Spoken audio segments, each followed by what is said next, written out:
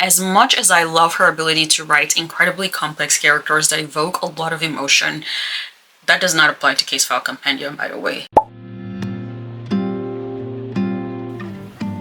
Hello and welcome back to the channel. I hope you're all doing well. As you can probably already infer from the title of this video, today I will be doing a reading wrap-up of all the Danmei I read in the second and third quarters of 2025. Usually I try to film one of these Danmei Diaries videos every quarter of the year, but I haven't gotten a chance to do that for Q2, which is why I am combining it into the one that I'm filming for Q3, and I'm not even going to bother with excuses, so I'm just going to jump right into it. I'll start with all the physical titles that I read in both quarters, then I will move on to all the web novels I was able to read, and if time permits, I will also be going over everything that I plan to read in the last quarter of 2025, which we are already in, if you can believe it. I took a lot of notes as usual because I have a lot to say for a lot of these titles. If I depend on my memory alone to try to regurgitate every amazing thing that I've written down about some of the things I want to say, this is going to be a flop of a video. So this is just a little disclaimer to let you know that I will be referencing my notes more than usual. Another disclaimer, now that we're already talking about disclaimers, is the fact that it is about 4 p.m. right now and the sun is being super temperamental, so if it fades in and out, that is the reason why. First book I have here is the final volume of Remnants of Filth. I can never really figure out the best way to show books in this setting, but yes, the final volume of Remnants of Filth.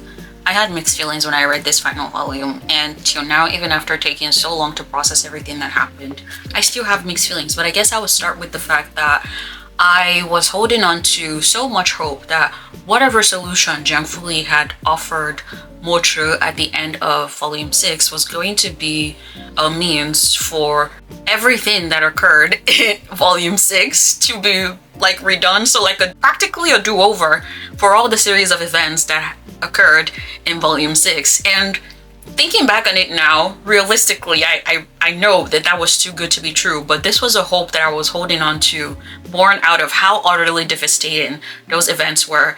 And even after I made my peace with the fact that that was more than likely not going to happen, nothing, absolutely nothing could have prepared me for how things were going to play out in the first couple of chapters of volume 7. And I think the main story was only a little bit over 100 pages, but even those 100 pages, it took me 2 different reading sessions, maybe even 3, to read through it, because I was sobbing so hard, which is not surprising for this series at this point, but I was sobbing so hard that in each of those sessions, it became physically impossible to keep moving, to keep reading, and I had to delay my continuation of the series for another reading sessions, and it took much longer than it should take anyone to read 100 pages of the first couple of chapters of this book. Now, where my mixed feelings come in, and it will feel like I'm contradicting myself. Honestly, I kind of feel like I'm contradicting myself, because even though I was holding on to so much hope, that would suggest that I kind of wanted a happy ending for the story,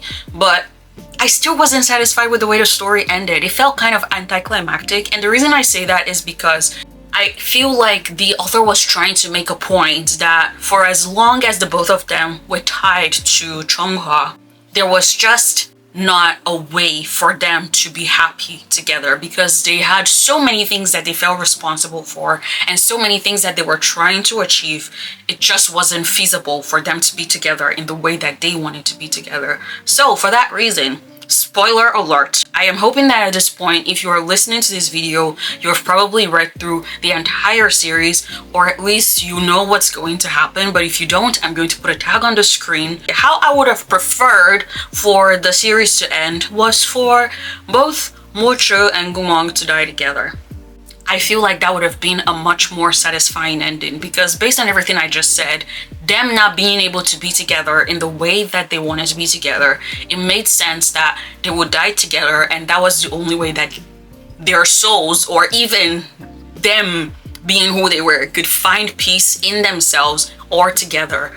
And I understand that the ending still kind of achieved that, with both of them coming back and living together and nobody technically knowing that they existed. So in a sense, it was almost like they died to other people, but we, the readers of the novel, know that they came back. I'll say this about 𝕤𝕣𝕚. As much as I love her ability to write incredibly complex characters that evoke a lot of emotion, that does not apply to 𝕬𝕗𝕐 Compendium, by the way. I feel like she struggles with wrapping up her stories in a way that aligns with the amount of momentum that the plot has been building from the start of the series. And I feel like this applies to both Remnants of Filth, now that the story is complete, as well as 𝕬𝕗𝕬𝕬. Even though I have read all of 𝕬𝕬𝕬, the point where the story is at right now with the physical publication, everything I just said, I feel like still applies. If you're familiar with either story or even both of them, I think you might be able to understand what I'm saying, but if you feel otherwise, feel free to share that in the comments. Regardless, I still had a great time with this series. Another thing that I, however, found myself unsatisfied with in this final volume was the extras. So we had an alternate universe extras, and that wasn't a problem when I read it. Okay, I was like, okay, that could be fun, but it felt like a completely different story. I understand that that's what alternate universe means, but what I mean by it feeling like a completely different story is the fact that it felt like she was setting up the plot for another long-running series. The extras were focused on them solving whatever the fuck they were trying to solve in the extras. You never even got to see them together. I feel like we deserved that. They should have been happy together. I was hoping for them to be so happy and romantic and mushy to the extent that it was sickening. Sickening in a good way. I wanted to be sick with how lovey-dovey they were with each other, but we didn't get that. But even though I have said all of that, I still love 𝕤𝕣𝕚 as a writer. She has her flaws, but it doesn't change the fact that, like I said, she has this incredible ability to write characters that just evoke a lot of emotion in you, and I love that about the series. Run Wild. Volumes 1 and 2 have been released so far. I read the first one in Q2, and then I read the second one in Q3. I mentioned that I was going to try to read the entire series in my last Danmei Diaries video. I did manage to read the entire series, and oh my god, this has become one of my all-time favorites. Since I actually did manage to read the entire series, I will be filming a separate review for the series. This is just not the video to talk about it, but overall thoughts, so emotionally provoking, and I feel like this is a series that every Danmei fan should read. The experience of reading it is still pretty fresh in my memory, and I'm just going to let it settle for a bit before I start working on that review video for the series, but 10 over 10. I had a great time with it. I also read 2 volumes of Ballad of Sword and Wine in the past 2 quarters. So I read the 4th volume in Q2 and I read volume 5 in Q3. This is the stretch of the video where I'm going to be talking the most, partly because this is a plot-heavy series, but also because it's one of my personal favorites. So I have a lot of notes that I have written down that I want to get through, and I will be referencing my notes a whole lot. In both volumes 4 and 5, 𝕠𝕠𝕟 and 𝕬𝕠𝕟 in no longer in 𝕠𝕠𝕟. That happened way back in volume 3, but the setting for both volumes is mostly in the 6 prefectures of 𝕠𝕠𝕟 as 𝕠𝕠𝕟 tries to make a stronghold for himself in the area. As for 𝕤𝕚𝕚, 𝕤𝕠𝕠𝕚, and 𝕠𝕠𝕟, we do pop in on those guys every now and then in both volumes because there are things happening there that have an impact on the overall plot of the series. But like I said, for the most part, everything is happening in 𝕠𝕠𝕟 because everything in the series started with the fall of 𝕠𝕠𝕟, and you can see 𝕠𝕠𝕟 trying to restore this place that has been the cause of so much strife for everything that is happening in the story, but also personally ties to him because of the role his father had to play in the fall of 𝕠𝕠𝕟. And I have broken down my talking points for both volumes into different categories, so we're going to start with politics. 𝕠𝕠𝕟 is in a very terrible place right now. Even though 𝕬𝕬𝕬𝕚 is still making some very incredible plays, they do not really have an army, with 𝕠𝕠𝕟 making off with the embroidered uniform guard and 𝕬𝕬𝕬𝕚 making off with the Imperial Army.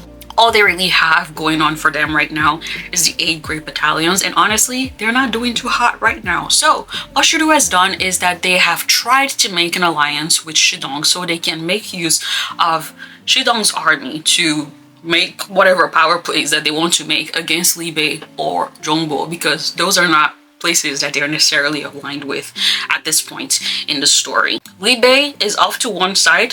Like I said, they're not aligned to 𝕤𝕠𝕔𝕚 anymore, but they still have to defend against the 𝕤𝕚𝕟 horsemen because they are their main opponents on the north side of the map. 𝕤𝕚𝕚 is slowly but surely rebuilding, and by the end of the 5th volume, their build-up has become incredibly rapid to the point that it is very scary. 𝕤𝕠𝕟 has control of 3 of the 6 prefectures, and things are not looking great for anyone who might be his opponent at this point. Now, moving on to the characters in the story. Since we're already speaking of 𝕤𝕠𝕟, I just adore his relationship with 𝕤𝕚. They are like an old married couple, and throughout the 5th volume you hear them referring to themselves as like husband and wife. I know that's not a preference for most people. They don't like when some of these characters in Danmei refer to another person as a wife. I do not mind it, especially for the dynamic that they have with each other. I find it to be incredibly cute, and in a stroke of fate that I think nobody was expecting, 𝕤𝕚 acts like the very worried wife for his extremely rebellious partner.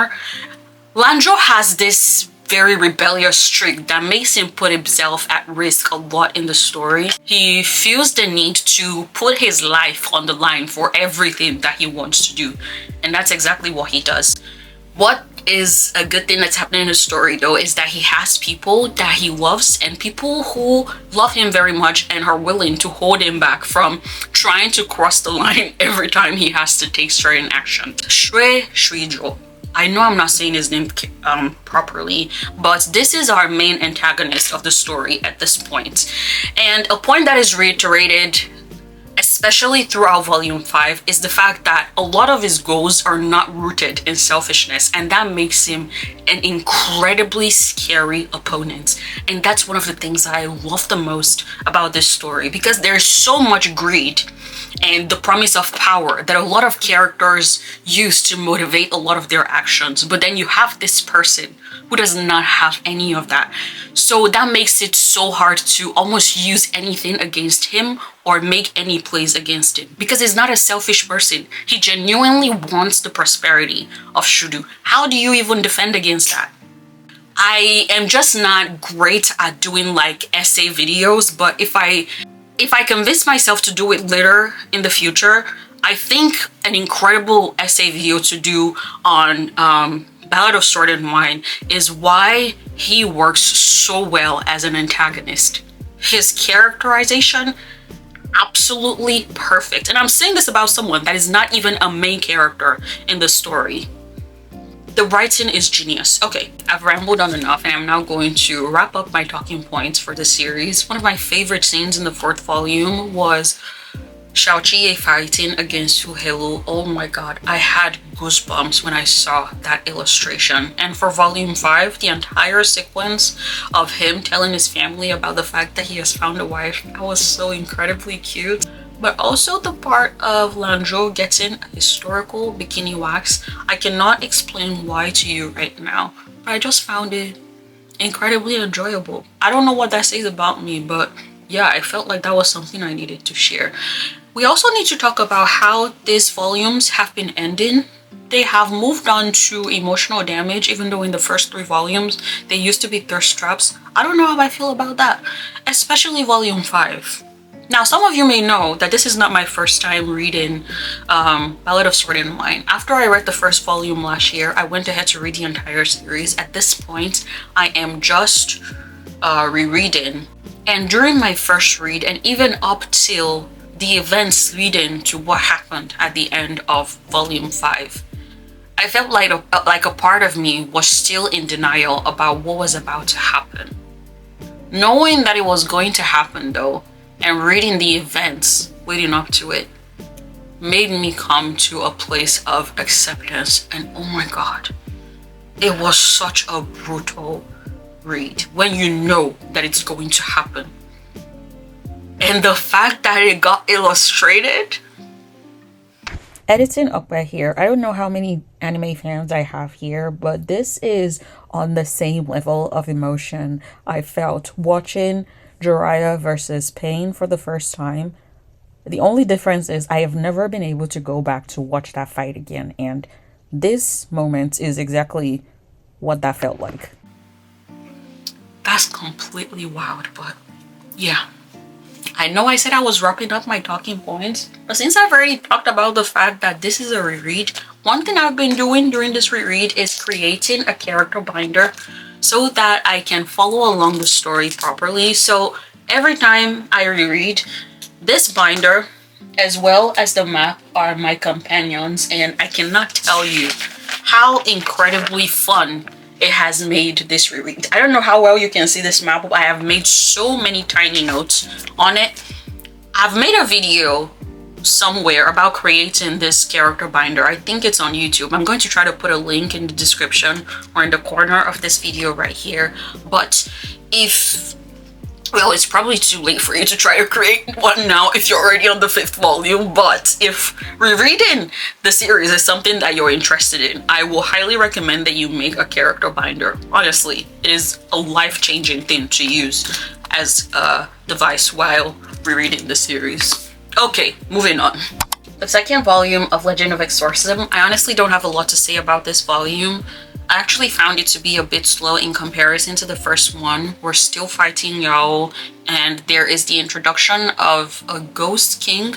I hope I'm remembering that correctly in this volume. The idea of it sounds very fascinating, but why I found this to be slow was because one of my favorite things about the first volume was the character dynamics of all the members of the Department of Demonic Exorcism, as well as how much I love them individually. And spoiler alert, they have to go through what I assume is going to be a short separation, and that separation means that the very thing that I'm enjoying the most about the series so far, I didn't get a lot of it in this volume. It was still a very enjoyable read regardless. Another thing that is very interesting to me is how naive ℍ𝕆𝕚 is, and that is to be expected at this point. But why is 𝕤𝕚𝕚𝕚 gaslighting himself and trying to gaslight us as well that they're bros? Y'all ain't bros. Stop that. Get it together. The 4th volume of Peerless.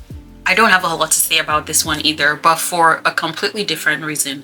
I love these two to pieces, and their dynamic is so incredibly fun. I don't have much to say because they are pretty much getting up to the same thing that they do in every volume. They get into a sticky situation, and then we have 𝕤𝕚𝕚𝕚 being the incredibly brilliant mind that he is, getting them out of that situation. What is, however, very fun for me in this volume is the fact that ℍ𝕆𝕚𝕚 is now aware of his feelings, and he has lost the war against his romantic feelings. But 𝕤𝕚𝕚𝕚, she has no idea that this war is even being waged. I've said this right from the first volume that I needed that to be the case, and I love that this is happening. At the rate things are going, I mean, the next volume is going to be the very last one. We're probably not going to get an I love you from either one of them. Maybe in his mind, ℍ𝕆𝕚𝕚 is going to admit the fact that he cares about 𝕤𝕚𝕚𝕚, but I am very much okay with that. It just fits both of their personalities. I love it. These two are just such vibes. I love them, period. That's all I have to say about this. The 2nd volume of Riverbay Roadman's Dormitory, which happens to be the final volume of the series. I actually did an in-depth review of this 2nd volume as well as the series on Instagram recently. So rather than trying to come up with something to say about this 2nd volume, I'm just going to go ahead and read out that review.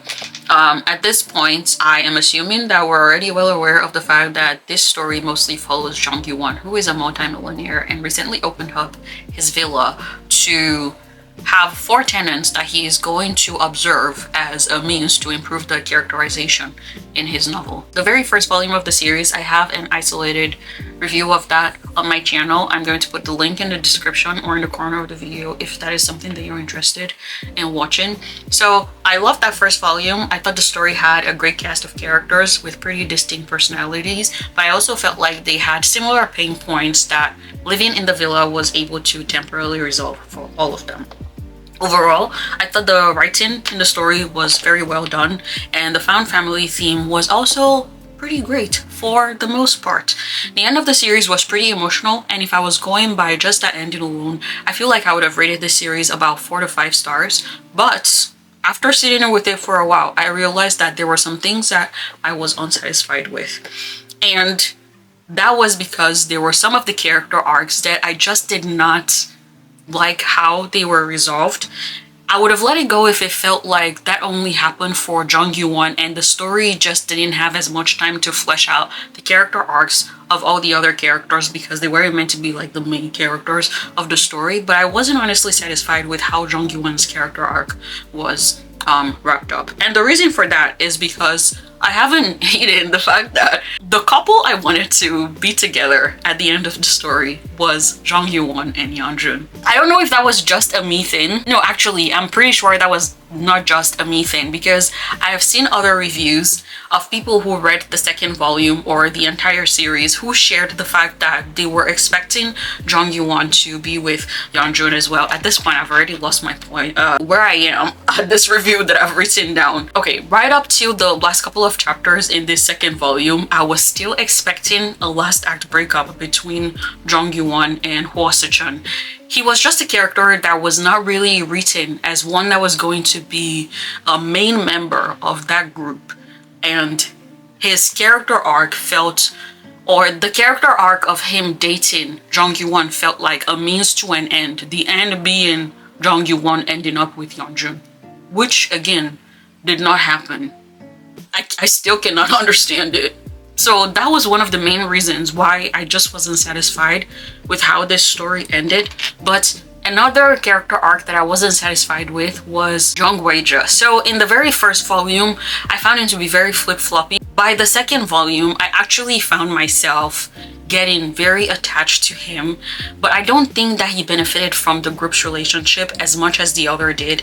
And I don't want you to get me wrong, I felt like he was part of their group, but I think he also had a lot of personal struggles that were largely ignored throughout the story. I thought he was very much depressed, and it wasn't an act.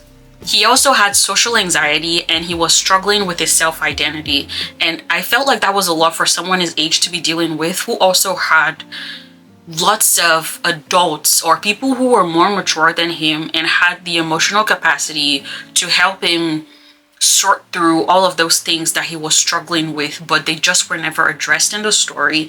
I thought there was so much more that could have been done with this character, and that just didn't happen. So for that reason, and the fact that I wasn't satisfied with the way Jung-Won and Yeonjun's characters were wrapped up, or character arcs were wrapped up, my overall rating for the series was 3 stars. No. I think for volume 2 it was 3 stars.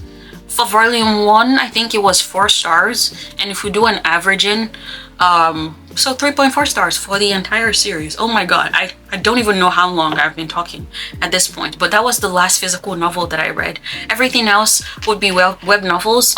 I doubt at this point that it's a good idea to go over what I want to read in the last quarter of the year. This is something I'm going to try to post on Instagram, but I guess whenever I do my Danmei Diaries for Q4, you will see what I did manage to read. For the web novels that I read, I'm going to try to run through these as quickly as possible. I read the esports novel Fog. I talked about this one in my last Danmei Diaries video. I think I made a comparison of it against I Can Do It, and then I compared it, the team dynamics in Fog with the team dynamics in Haikyuu as well. You can go ahead and watch that video if you want to know what I thought about it, but this has become one of my favorite esports Danmei series as well.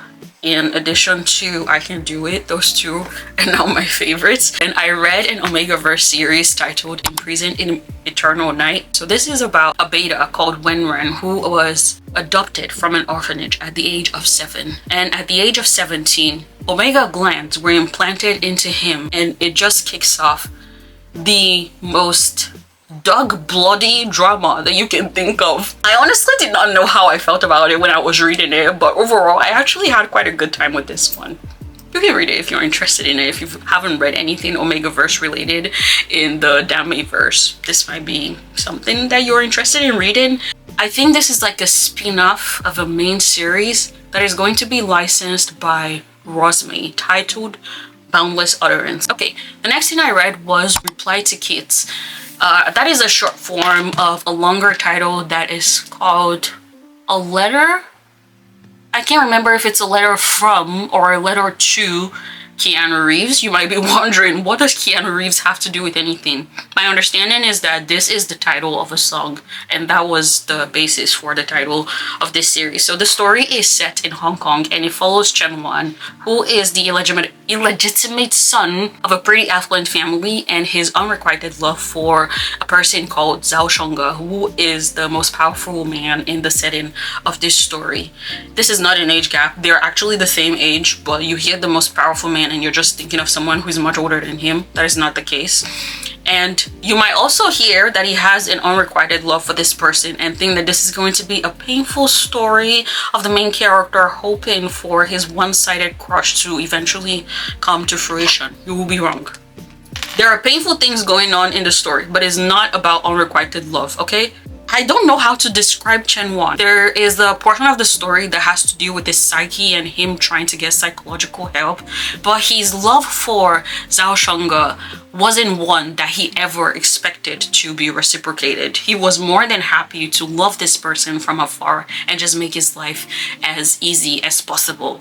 I don't know, I feel like you should go into it blind, and I think you're going to have a great time with it. There is an online platform called, is it 𝕤𝕚𝕚 or 𝕬𝕚𝕚, that's also for Danmei, I think similar to like 𝕬𝕬𝕬𝕬𝕬, and this is the #1 novel on that platform. So let that be a selling point for you to give this a try. The very next one I read was another 𝕤𝕚𝕬𝕬 series. This one is titled No One Can Refuse 𝕬𝕬𝕬𝕬. I've seen some people say that this read almost like an AU fanfic of Moran and True Warning. I can kind of see it a little bit. So this has like a pure-hearted doggy alpha vibe with a rich and powerful 𝕬𝕬𝕬𝕬. There's a bit of an age gap in this one, similar to 𝕬𝕬𝕬𝕬𝕬. Then I also read The Approach by Riverbay. I have read 2 novels by this author at this point, and they are both in the aviation space. So this is a story between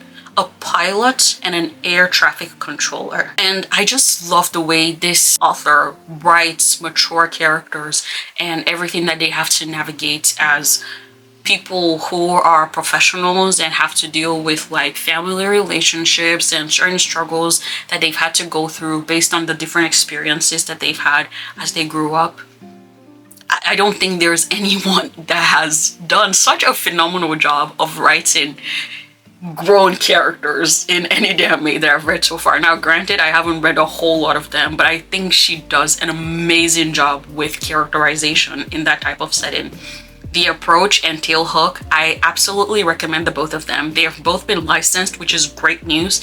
Then I also read PUBG Online Romance of the Century. This is part of my plan to read every single story by Zhang Zibei that I can access, and I enjoyed this one. It was between a streamer / anchor of a platform called Star TV and the CEO of that platform, who he did not know was the CEO of the platform for the longest time and just happened to be a big boss on one of his streams. So a big boss is kind of like a person who gives you like monetary rewards on your stream as a streamer because they're a fan of you.